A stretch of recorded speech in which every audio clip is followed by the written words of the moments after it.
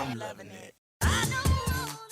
You wanted the show to be about your life and the struggles that you went through, and I think that all of that should be a part of the show. So I'll go ahead and begin. So I just feel like, like we were really close. We've been through a lot, like from graduating high school on up. And I feel like I moved and people got married and got pregnant and babies and everything, I got which is married? no, you Oh. get your wife pregnant. And I understand that like these things happen, but I just feel like in the midst of all of that, you let our friendship go. And I feel like you did it, I would want to say for her. So I do believe that you do have to identify the key problems. And I do feel like one of them is abandonment. And I'm saying this because it is one of the key problems that you do need to identify so you don't allow it to happen again. Okay, so I'll say this. Maybe I did. No, not maybe. You did it. I did it. Okay. It's okay because I understood that you were married, you were building a family. I think the time that hurt me the most, though, is that after you were no longer married and after, you guys had gotten a divorce and you were going through, and I felt like, oh my God, I will get my brother back. I will get my friend back. And then here comes the politics. And then I had to take a level of adjustments or make a level of adjustment in my life that I wanted her to take too. I feel like if I had to be an adjustment, you should have reevaluated that situation, because being that I was one of the most important people in your life, that you are one of the most important people in my life, I don't put you above my husband or my children, but I would not just I would try to make it work. I would invite you to meet my husband. I would invite you guys to sit down. I would encourage you guys to hang out. I would do whatever it took to make sure that relationship between you two were there. That way I wouldn't have to compromise you. And I feel like it wasn't like that wasn't tried. I feel like it was like the Hunger Games and I got picked to die. And I just feel like you always gotta make it funny. Because I do. I'm trying to be serious. Why do you always gotta say shit like that? Oh, because I feel like I was offered up a tribute. Like it was just like, you know what? And I feel like, I understand that when you get married, it is a different dynamic, because I'm married too, and there are people that I had to cut off out of my life because of my husband or my children. So I feel like, we all have to make adjustments for our families, but I just don't feel like I should have been one of those adjustments, because I feel like, I wasn't even invited to the wedding. That hurt me. I wasn't invited.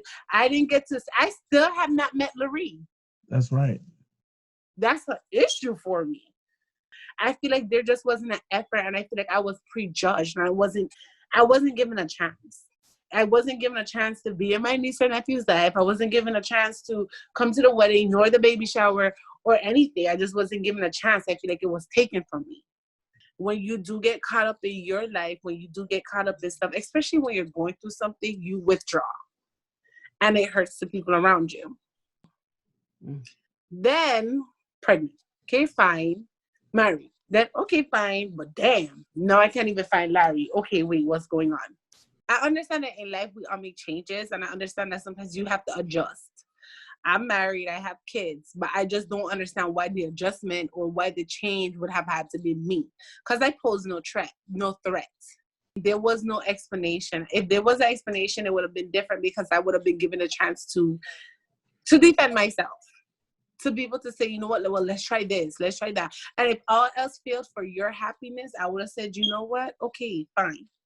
Because you know what, I want you to be happy too. But as if we had tried, it would have felt different than me feeling like, oh my gosh, I just got abandoned. And I feel like, that's one thing that you do need to look at with your growth, because you have come a long way, but just putting the people who care about you the most, the people who will go through hell for you, on the back burner, because maybe you're going through something, is not good. Even with your politics, sometimes you guys, so even after all of that happened and we started talking again, politics came into play. And I got left on another island, just abandoned, you know what I'm saying? And not saying that you did it because, oh my God, I hate you, no, but you get so wrapped up in trying to do things that And I feel like we all do it as people, and it's something we all need to work on. But you get so wrapped up that it's like you don't even respond. You don't even say, hey, I'm okay. You know, hey, I see your message, but I'm alive.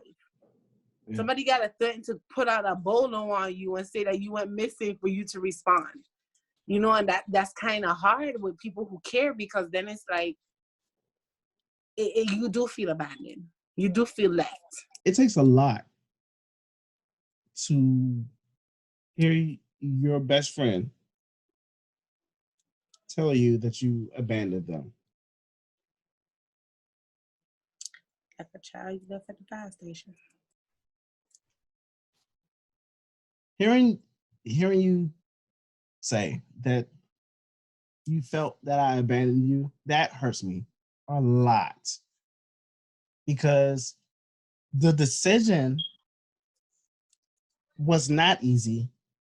It sounds like it was easy. It looks like it was easy. I think it's easy to criticize me for it, but I was in a situation or a position where I didn't know if I was going to see this baby.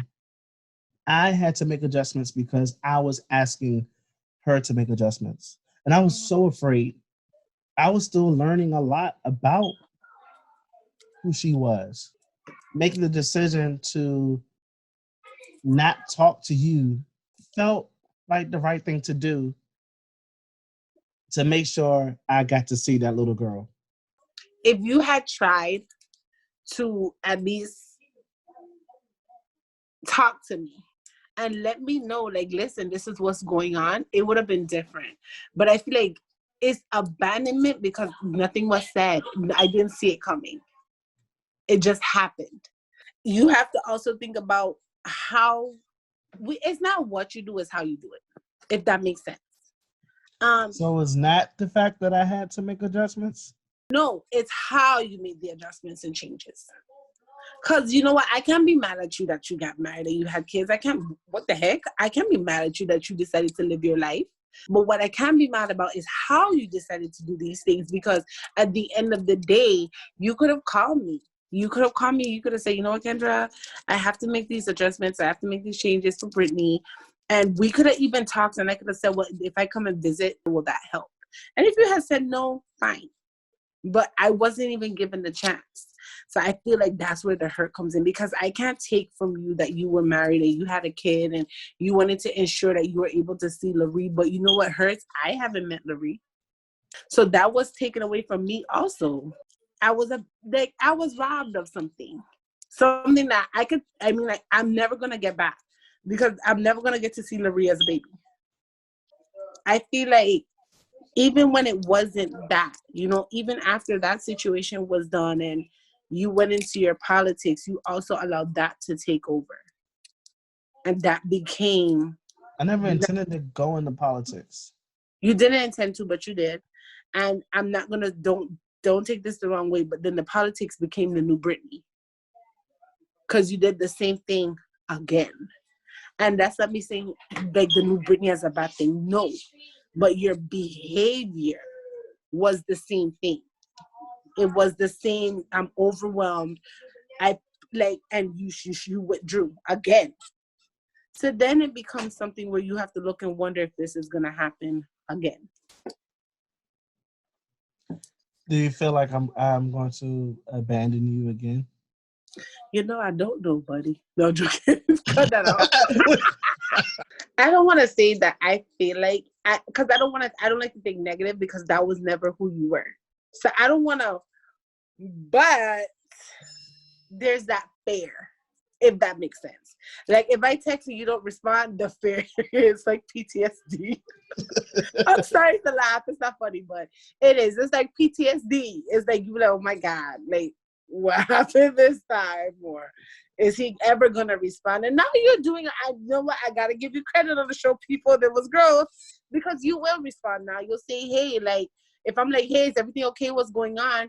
It's kind of like, you know, so you'll be like, yeah, I just got caught up with schoolwork, or this happened, or so now you speak. You don't just ignore people for weeks and years and months and days and minutes and hours and seconds.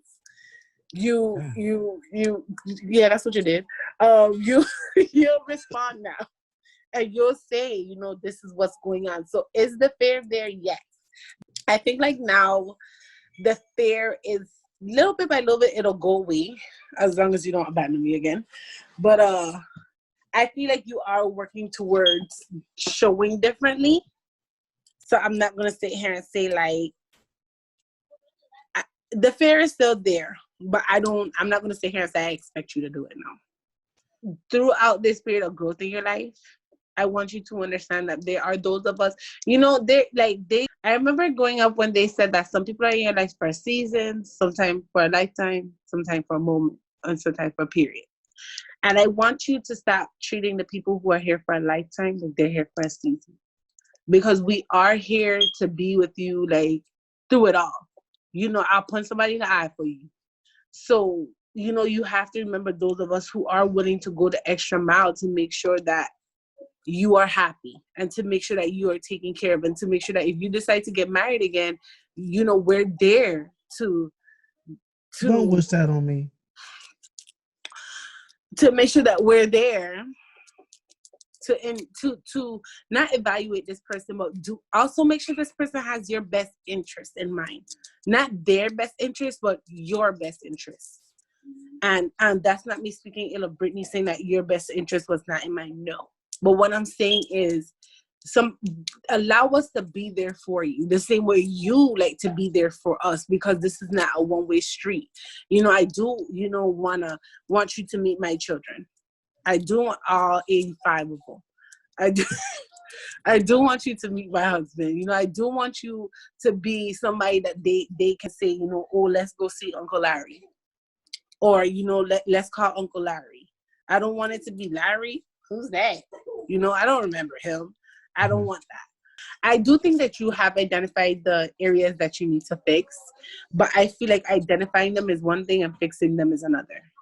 You know, you have to maintain being yourself. And even if it takes you taking a day to yourself, a day by yourself, to sit and reflect on you, to sit and reflect on what makes you happy, who makes you happy. Because people play a big part of our lives.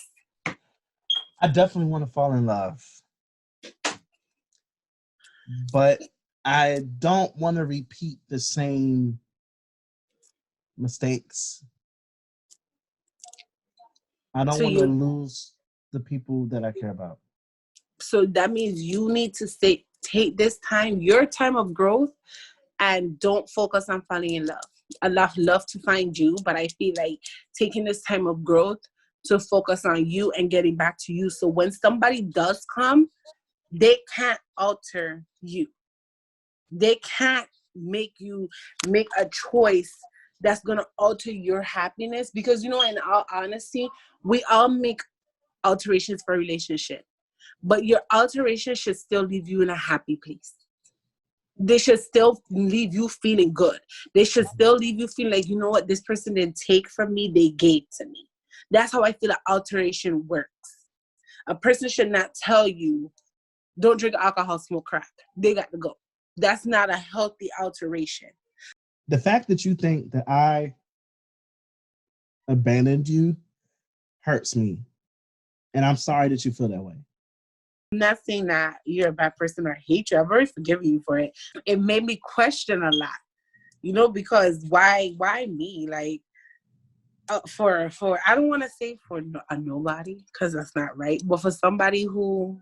You're saying like at that time in our lives, as much as what we had been through, that she came along and she suddenly, that's what you're saying. It's like not you're not saying like nobody, but you're saying like where you were in my life and someone else just comes in and then you're gone. Yeah, and I feel like over the course of our friendship from beginning, I have never let that happen. You are trying to fight somebody for you. like, I said, no, I'm not.